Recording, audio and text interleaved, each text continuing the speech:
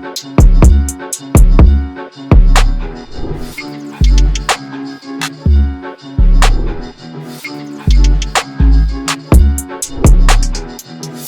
Véritables. Hey yo, Paroles Véritables. Special interview with the legend himself, the man who goes by the names of Willie Esco. How you doing, man? Hello, sir. Honored to be called legend. Thank you. You're a legend. Yeah, I know that. The people tell me that. I don't feel like a legend, but hey, I will take compliments where I can get them, right? Exactly. Did you know I was a legend, bro? You're not a legend. You're dead. The kids never know. Living legend. Your pops is a legend. Yeah. And with Willie Esco is his son. Yes, my son, Willie Esco. Loso. Liam Loso. Yes, on IG, so you can check him out there. Okay, first and foremost, welcome to Paris. Thank you. It's an honor, pleasure to have you here. Yes. How often do you come to Paris? Well, I used to come a lot. When I had my brand, Willie Esco, we would travel right after trade shows. We go to travel to London, Paris, Amsterdam. Usually before the internet, where you have to shop, buy fabric, develop concepts. Now everything's on the internet. So you don't really have to shop too much. I like to shop. So we just come here and get probably the best quality designs. UK is very good, Amsterdam is very good, but here would be really good quality fabrics and really very sophisticated designing. How would you introduce yourself for the good people of France who might not? France, you probably know who I work with, a lot of people. So let me give you my history. Is I'm from Newark, New Jersey. They call it Six Sparrow because we were not part of New York City. So I was breakdancing and graffiti in the early 80s. And I earned my stripes by participating in hip hop at the very beginning stages. So two pillars of the hip hop dynamic was breakdancing and b-boying and graffiti, and I took part in that.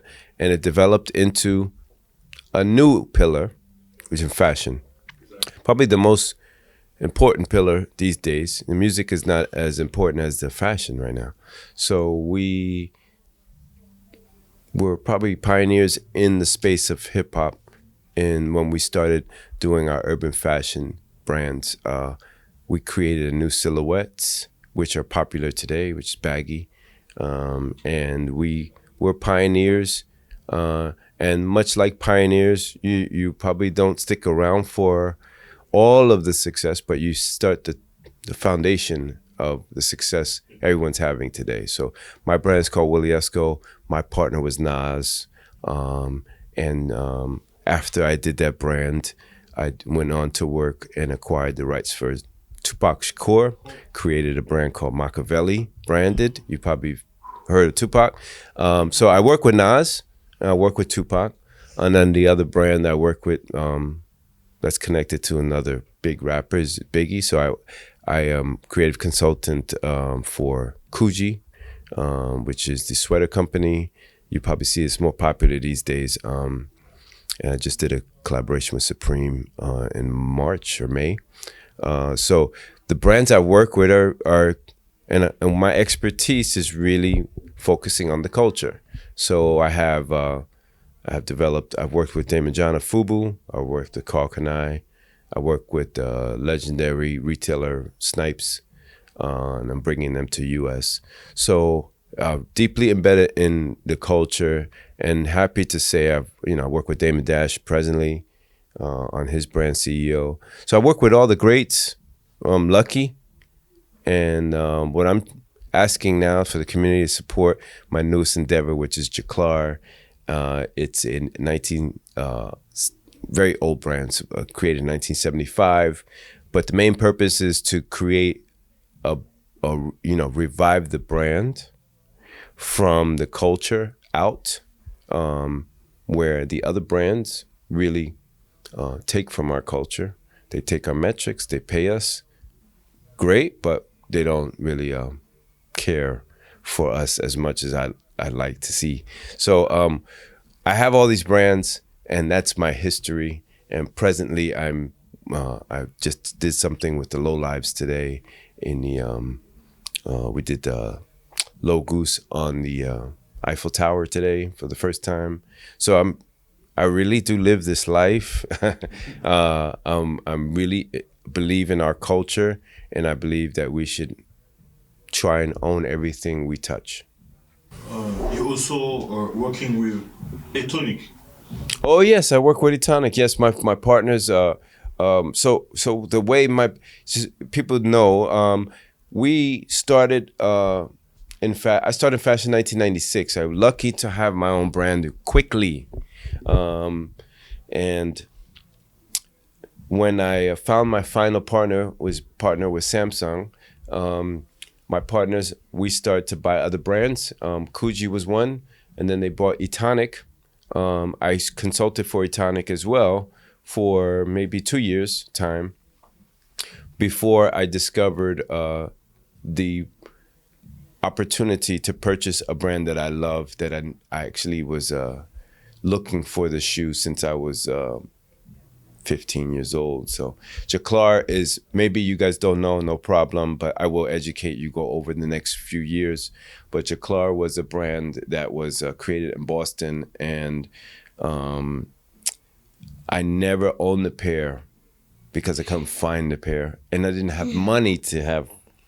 So now my desire to learn from doing stuff like at Etonic, I don't own Etonic. I don't want to work on something I don't own. So the opportunity, I learned about working on Etonic, and then I moved on to the opportunity to purchase the brand and develop the brand for us, where we are taking care of ourselves, came about, and I moved from Etonic to developing this footwear brand. Also, big shout out to my son, other son. This one is the younger one.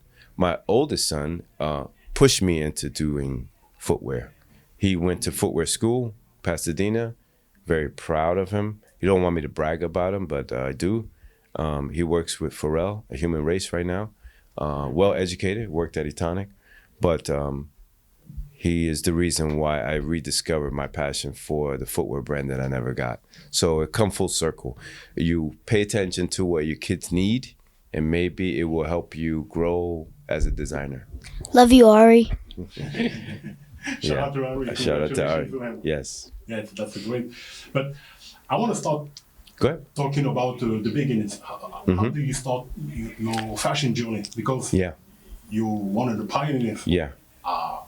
I can mention you in the same breath as Fubu, Kanai. You talked about them earlier. You're one of the greats for me. Yeah. For us, you're one of the greats. Yeah, thank you. So how did you start? So the beginning was like we all, at a certain point, we're so young, we have to decide what we want to do with our lives, right? Hip hop was brand new. I was breakdancing, more dancing than graffiti, and I wanted to be celebrity. But dancing, you have to be, my knees not so good, and then I decided to, I was doing a lot of breakdancing in the, on TV. I was doing competitions. Actually, we saw a poster in the Olympics Museum, showed Swatch Watch competition. I told everyone I was in that competition. We came in second place. So they did not know all that. So I really do, I really work with hip hop from the very beginning. And so I breakdance, and I'm extra in Crush Groove. So I did everything to be in hip hop. Could not figure out how to make money or make a career. So you have to make a decision when you're in high school. What are you going to do with your life? You could work at a bank, maybe. I was working at a bank. Okay. I can be a doctor. I can be a policeman. My philosophy was I should love what I do. It should not feel like work. So at the time, I was drawing a lot, graffiti. I felt maybe that's an opportunity. Unfortunately, not so focused when I was in high school. So I went to a regular college for 2 years, Rutgers University in Newark, down the block from my high school. And then I transfer to FIT 2 years later when I make a formal decision. But there was, be very clear, you make a decision for a young man breakdancing into hip hop, go to FIT, not popular to my parents, my friends, and then also hip hop fashion did not exist. So in FIT, they're very, I'm certain you have it here, very thinking fashion and hip hop, never gonna work. So, but we have, hip hop is very, we're very street smart. So I went there without understanding what the future will hold for fashion hip hop, but I went there to educate myself in fashion, and I did good. So when I got out, I worked for maybe 10 years, and I got my first opportunity to do my own clothing line immediately, and that was 1996. So from 96 on, after working for a few years, I got an opportunity to do my own clothing line, and I tried it, and it worked. I got lucky.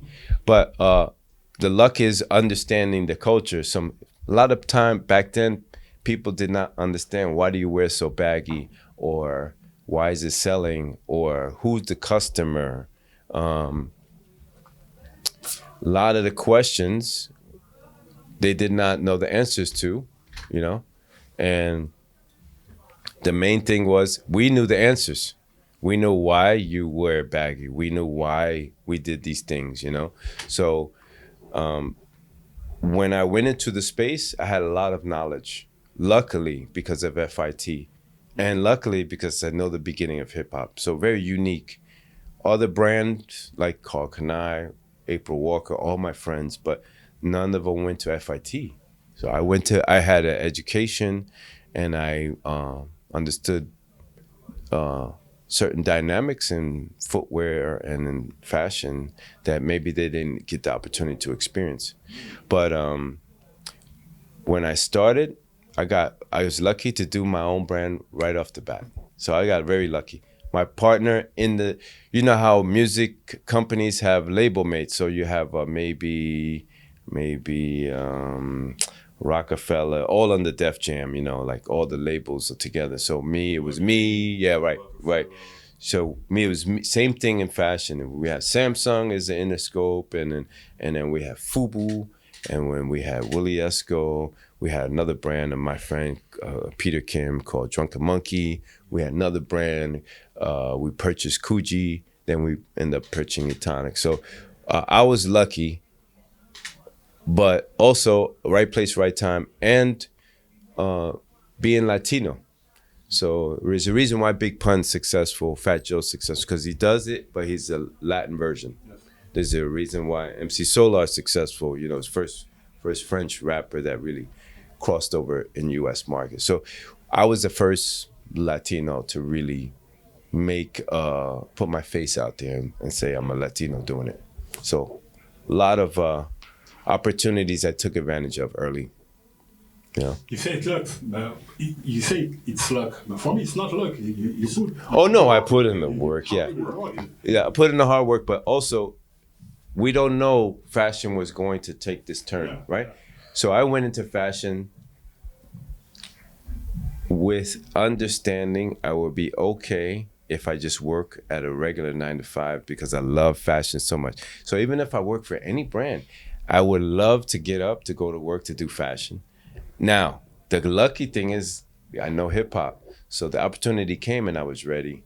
So now I'm doing what I do even more so. Every day is a new project, new things, but everything that I own.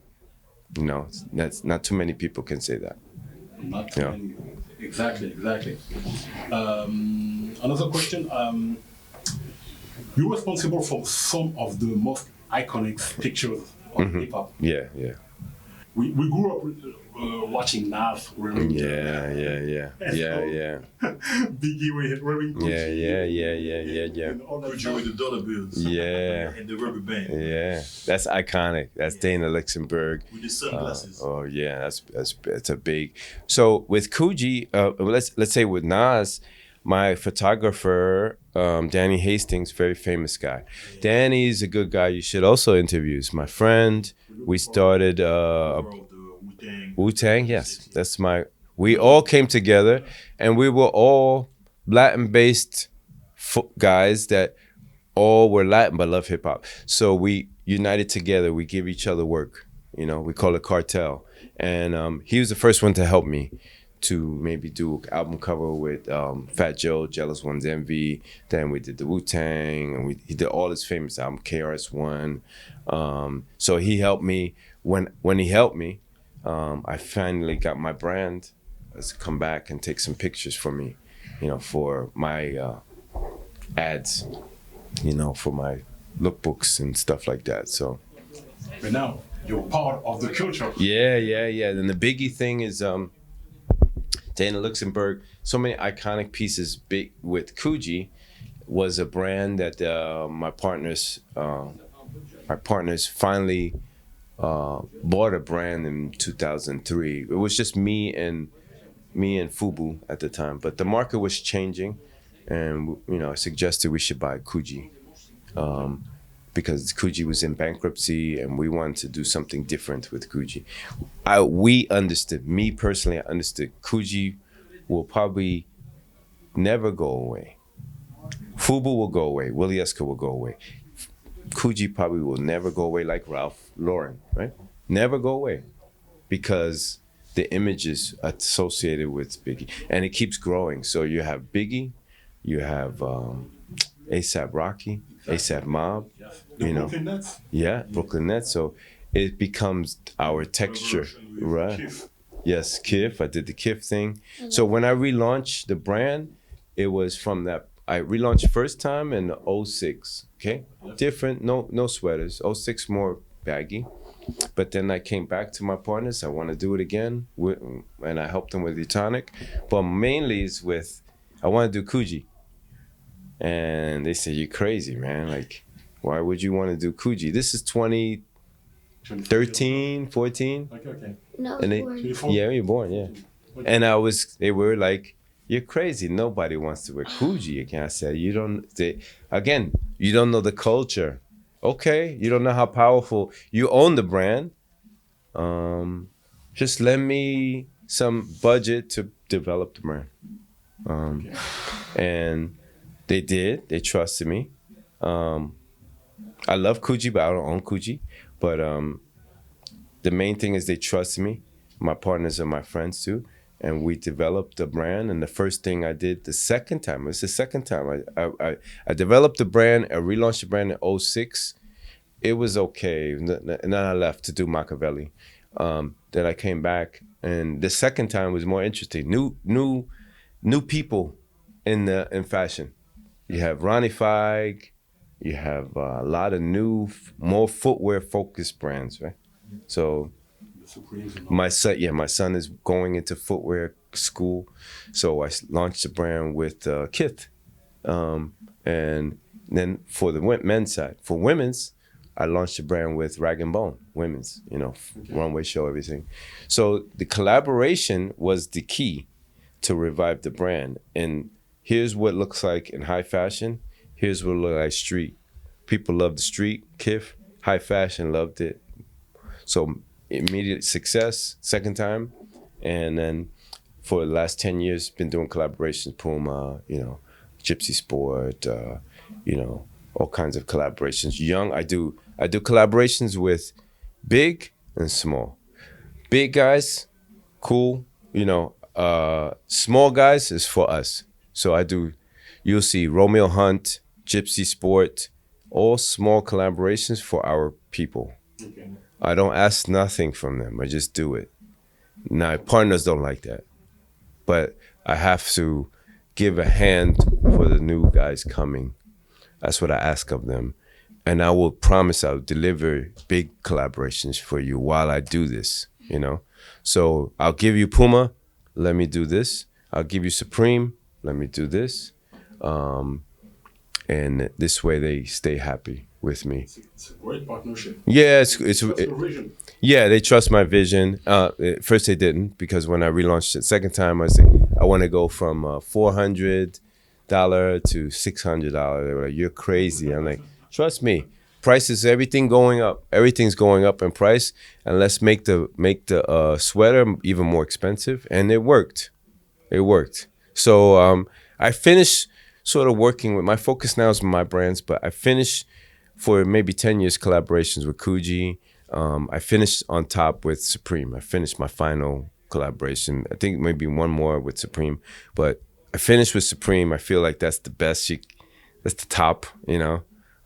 Maybe Louis, I could probably try and figure out with them, but I think that personally, that's street. That's my friends at Supreme, and I feel now they're set.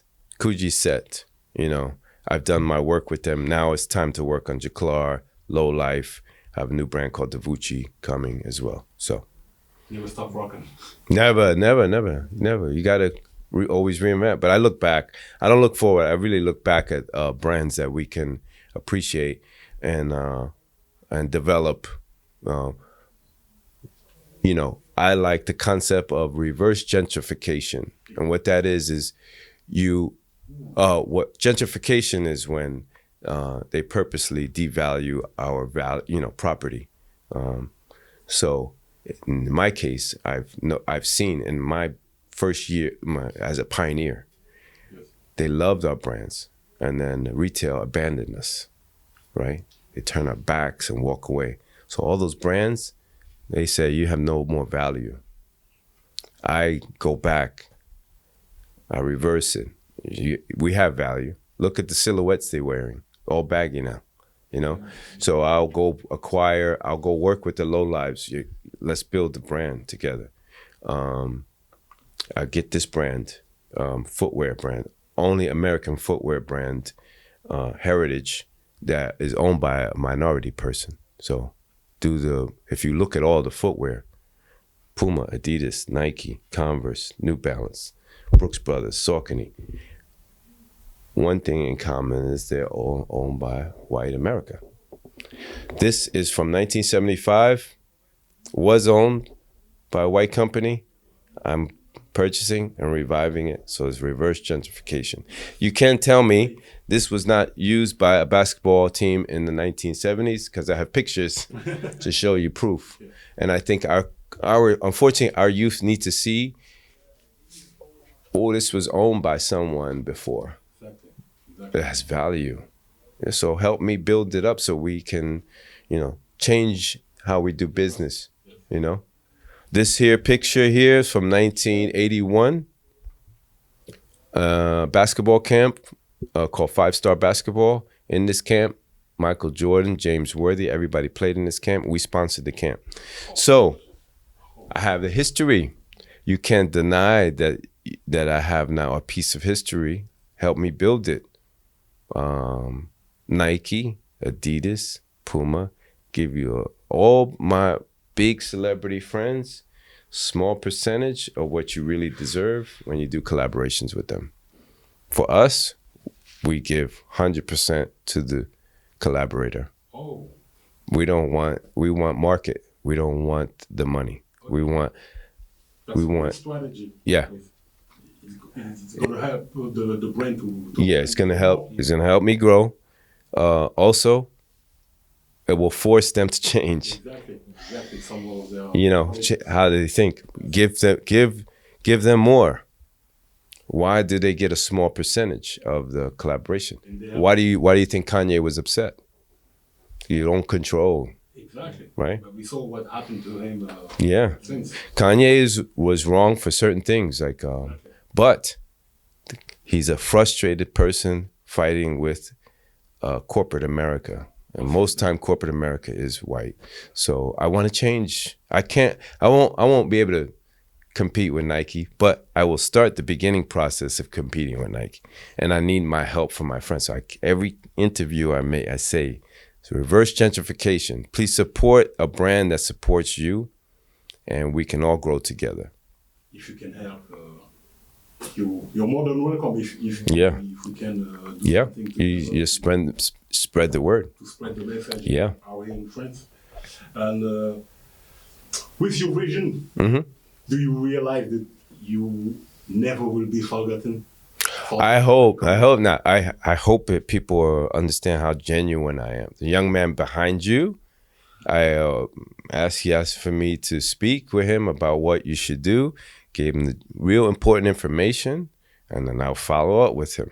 Because, that's how you become immortal, is because you give your message to someone, they carry it, and maybe it helps his family, right? Maybe he becomes the next Virgil. I don't know. Right? Right? It's possible. And then you spread that to your family. And then where do you get that from? If you got it from a good person, that's how you live forever. So I think that's my main thing is I was lucky in the beginning, but now it's more deliberate in trying to help other people achieve their goals. Yeah. So if you're a young footwear designer and you want to help, you'll probably get more love here than you would get at Nike. They probably won't answer your email. So, yes. Right?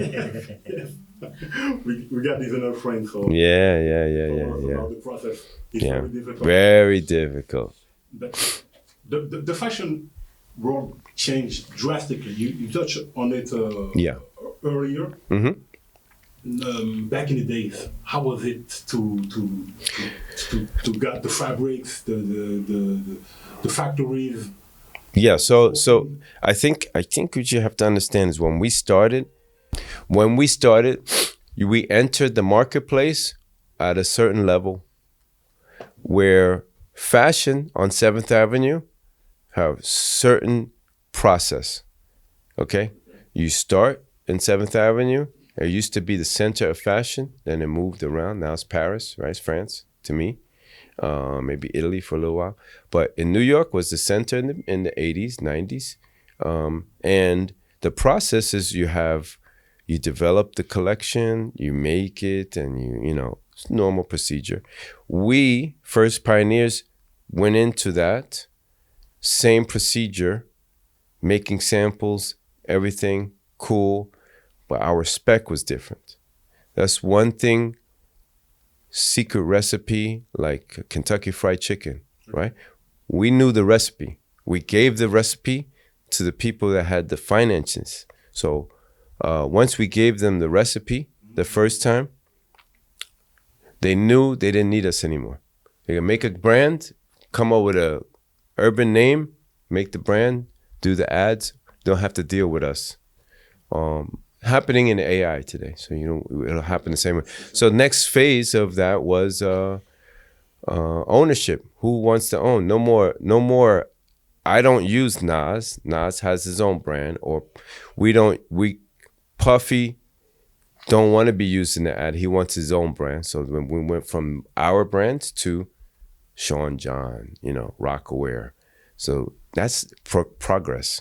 The intelligence of the rapper, I want my own. But technically, you're still dealing with the same financial people, right? So you don't own it. So we're moving. And the same process is happening again, luxury. Only way we do is in hip hop. We only go up. You want to start from hip hop in the very beginning, like in the Bronx, you may be making $500 to perform. Now Drake is getting $4 million to perform. So it always goes up. So your performance goes up. Your apparel goes up. Your cars go up. You want to drive a nice Cadillac, now you want the Bugatti. So we are now at the final level, to me. We are in Louis Vuitton. We're designing for Louis Vuitton. We're at the final stage before we demand ownership. They will not get ownership of Louis Vuitton. I'm sorry, you guys. So my history knowledge on the fashion is very deep, but it's very frustrating, psychological when it comes to the brands and rappers abandoning the brands that show them love in the beginning. Exactly. And the unfortunate thing now, we're in social media age, so you can sell your metrics, IG, posting. There was a point in time that Louis Vuitton, Nike, Adidas did not know how social media worked and who the influencers were. Now they know how to do all that. And if you make a deal with Adidas, Nike, Puma, you're giving them all of your customers. So I think there's no problem. I want our rappers to make money, but in the long run, it's a young man's sport, and you must find your destiny. What you're going to do? What are you going to stand for? Me personally, I understood. I'm making designs. I will probably not be as big as Ralph Lauren, right? But I will learn more and become stronger so I can help other people learn, right? So when I started learning about how unfair things are, when my brand was going down, all of us were going down. Fubu, Sean, everyone. They turn their back and they go to Ralph Lauren. They go to, Louis Vuitton. Why? Because they think it's more money, or you wear it, people think you have more money. So it always goes like this, up and down, up and down. You have to, I can now step back and say, I don't have to wear anything luxury. It's okay. I've done it all before. But once we understand we must create our own and own our own luxury labels, then we will understand that they will be nervous. It won't happen overnight, though. It's going to take a few years. But everything comes from systemic racism. Like you don't feel like you belong, but you actually do belong. You are the culture. Yeah, you are the culture, right? But it comes with the maturity in the age. Yeah. And that's why any brand I'm doing, like any brand that I do, I'm doing JACLAR. I'm very small, but a lot of competition, Nike, Adidas, all that. And they tell me, you're crazy, you don't compete. Okay, no problem. I like that. I like the beginning. Do Esco. You Latin, you're never gonna be able to do a hip hop clothing line. Okay, I'll try it and work, Tupac, yeah, he's dead. Okay, I feel I should do it. I did it. Did very good business. Coogi, it's dead. No, it's never be dead. I will tell you, long before I'm gone, the Coogi will still be going. Coogi never dies. Yeah, right. So I have a few brands that I work with now, just focus 100%. So that's JACLAR.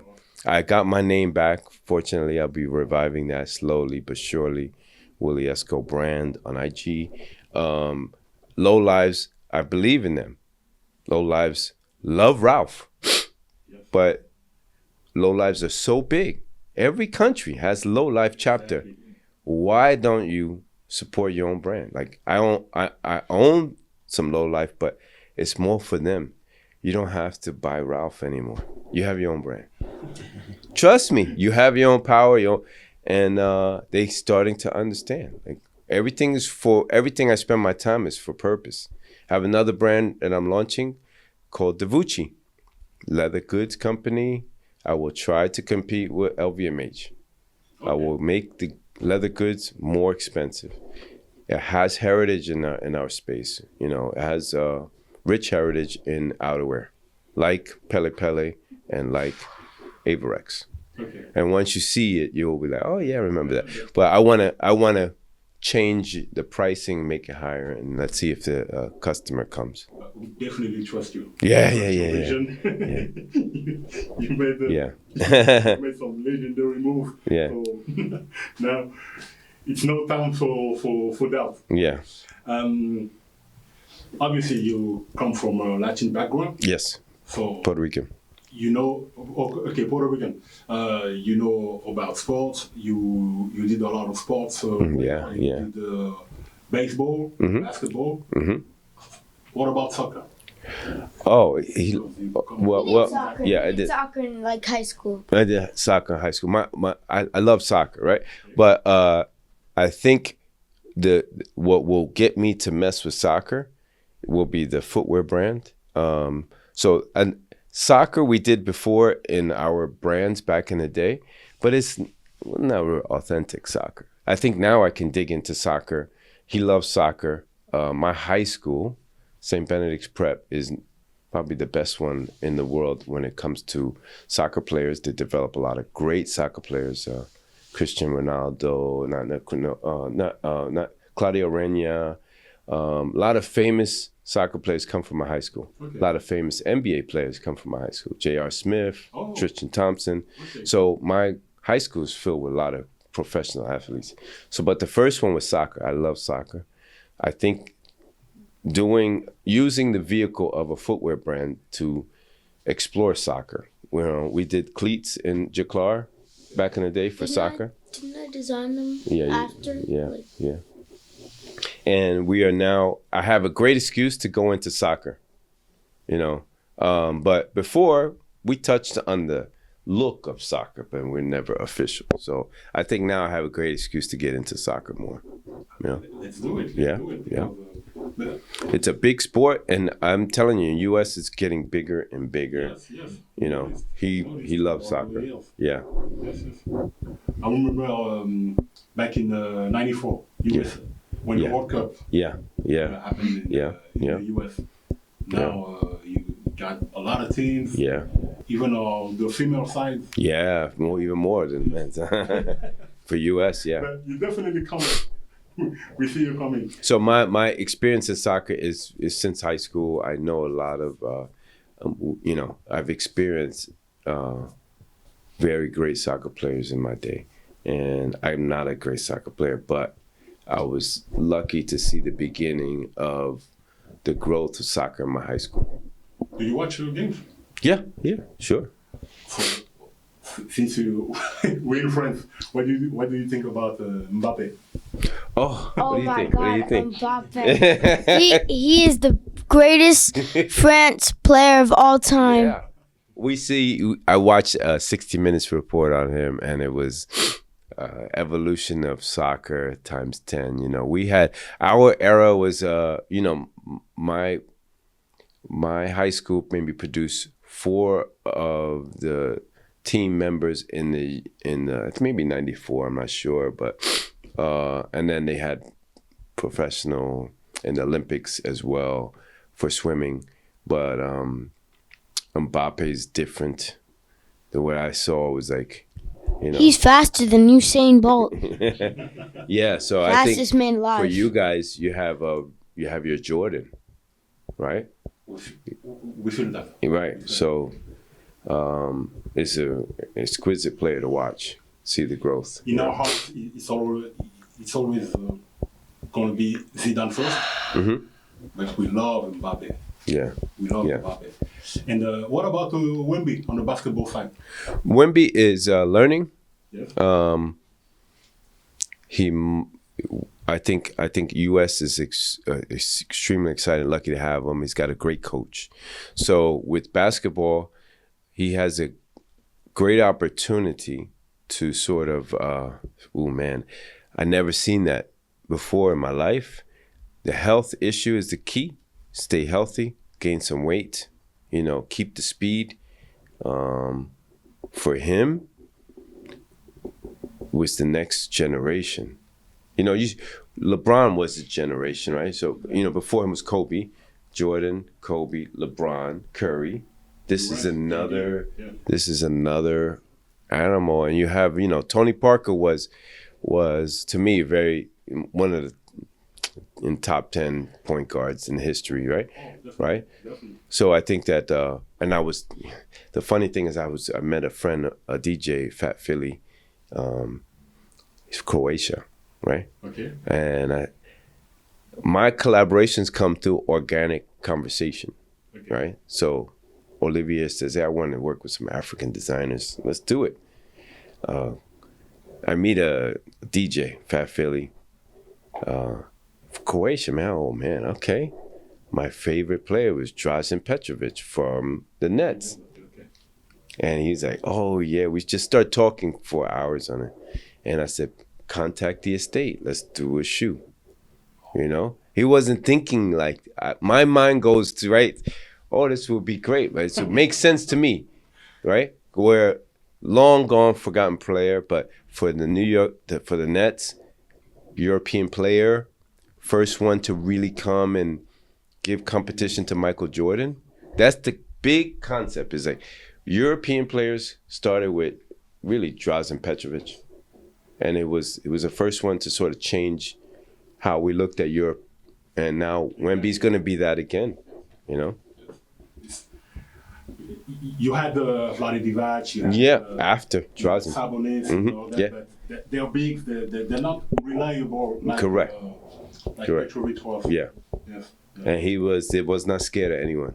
So Wemby needs to look back and see lineage and say he won't be scared of anyone, but right now he's just learning. And it's going to be incredible talent. Got to stay healthy though. Exactly. Yeah. Exactly. So we're going to wrap it up Okay, cool. with a last question. Yep. So we are podcast. We talk about culture. Mhm. We talk about music first. Mhm. You're from New York. Yeah. From New York, exactly. Newark, we yeah. have to ask that Yeah. question. Yeah. Who's your top 5 rapper? Oh, top 5. I just wrote that down, you know? Real simple. Did I you always put- argue with my son. Me? Right? No, Ari. Hold on. We need 2 top 5 actually. We need your overall hip hop top 5. Right? And we need a New Jersey New top Jersey 5. top. Oh, New Oh, Jersey. New Jersey. Okay, so top 5 in general. Not because he's my spokesperson, but it's Nas, right? Top. To me, top. I always, probably the best song, which puts them in the top 5. So my favorite song of all time, any song in hip hop ever, gotta be Shook One's Mobb Deep. So that puts Prodigy in there, right? But that's a group. So Run DMC, Prodigy, that's a group. So you got Nas, Black Thought, Common, Mos Def, Royce the 5'9". I'm talking about lyrics and music. Like, they should all be into one, right?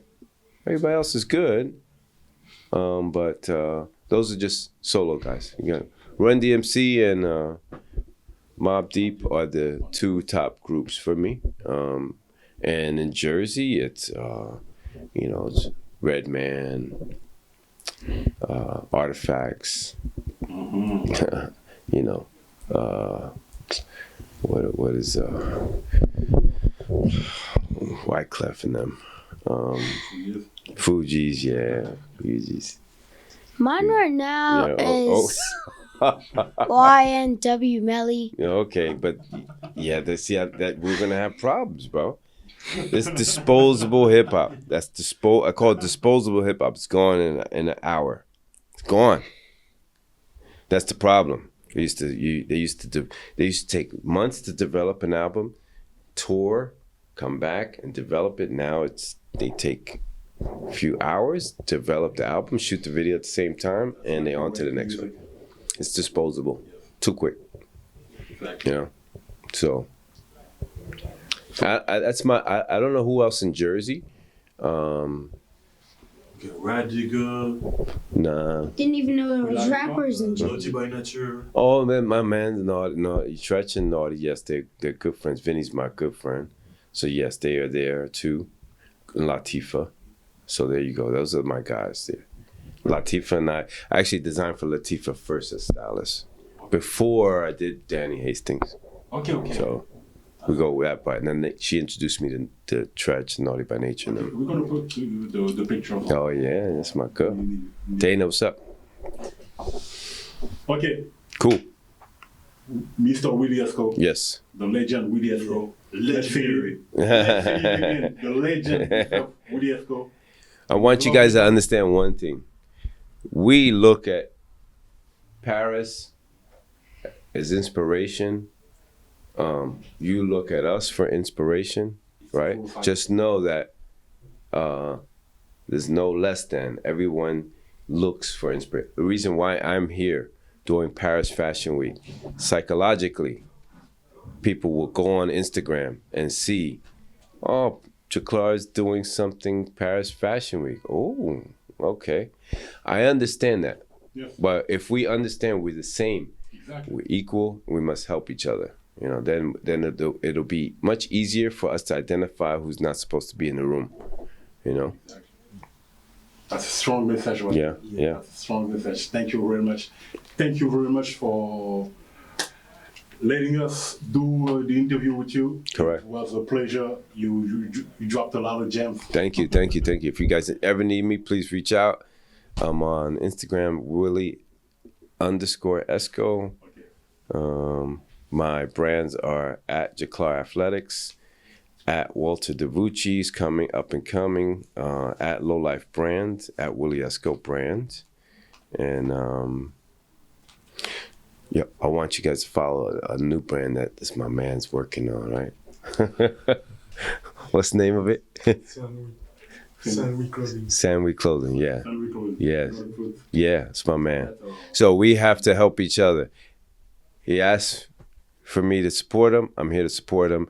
And I gave him some good advice. So I would like, out of this interview, out of everything, you don't have to support my brand. Support his brand the most. Thank you very Okay? much. Thank you.